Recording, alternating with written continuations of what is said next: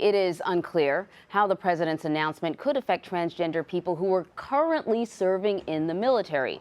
One of those being Captain Tarrence Robertson of Minnesota's National Guard. And he's joining me now from Minneapolis. Thank you so much for joining me, Captain. You are coming up on your 12th year anniversary in the military. You served a tour of duty in Afghanistan. You are returning home yesterday and you see these tweets from the president. What did you think? I didn't know what to think. I stepped off the plane and turned my phone on, and I was getting bombarded from friends and family and a lot of people just asking, what's going on? What does this mean? How does this affect you? And I think the first thing that I thought was, what is going on? I was confused myself, and then that kind of turned into being angry, frustrated, and scared. Scared? Why scared? Because this is my job, this is my life, this is part of my livelihood.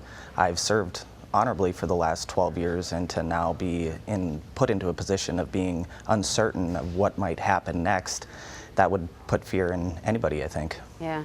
We should tell everybody you were returning from your annual training, 2 weeks of annual training, when you found out about this. Enlisting transgender individuals and having taxpayers pay for their medical transition has been at the heart of a political debate in Washington. While we were all talking about a lot of other things, some lawmakers were discussing this. President Trump used that to support his decision to reinstate the ban on transgender people. Do you buy that argument that taxpayers should not be paying for the medical transition of somebody like you? Well, and I can only speak from my own experience, but in undergoing gender transition, I haven't had anybody pay for me to receive medical care or my surgery. I've paid for everything out of my own pocket. Mm-hmm. But the issue has been, this is just going to cost us more money that we really shouldn't. You know, in your case, you paid for it out of pocket, but the argument is that taxpayers shouldn't be paying for this. Right, and you know, there's a lot of transgender people that decide to not undergo any sort of surgery or take hormones or anything like that.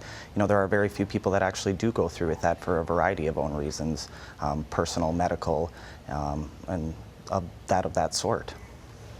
You've been in the military for 12 years. How has being transgender impacted your time in the military? Well, I mean, it really hasn't. I've had nothing but support all the way up and down my chain of command from the soldiers that I'm in charge of as being a company commander, and it hasn't had an impact whatsoever on my unit or the organization. So if you could talk to the president today about this issue, what are the main highlights you'd want to get across to him? What does he need to know? I think he needs to know that this is going to affect a lot of people.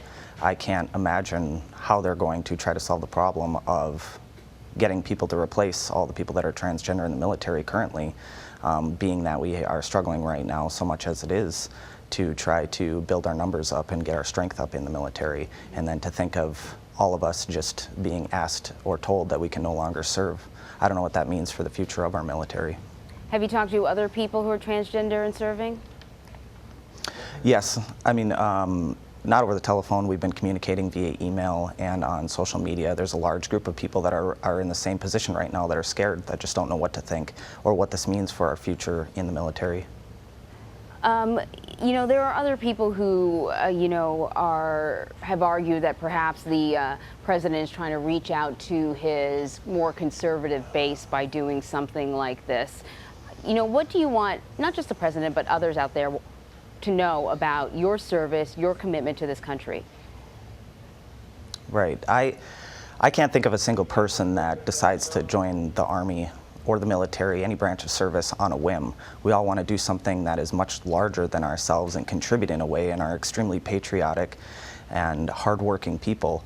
You know, and to think of people judging us by happening to be transgender, that shouldn't make any difference on our ability to serve, and it doesn't make any difference on our ability to serve. We all carry out our jobs and do our duties every single day, and this isn't going to stop me from continuing to show up, continuing to do my job. I have never missed a training as a result of being transgender. This hasn't impacted my ability to serve, and I've fulfilled my obligations over the last 12 years. Captain Tarrence Robertson, thank you for talking to us, and thank you for your service. Thank you.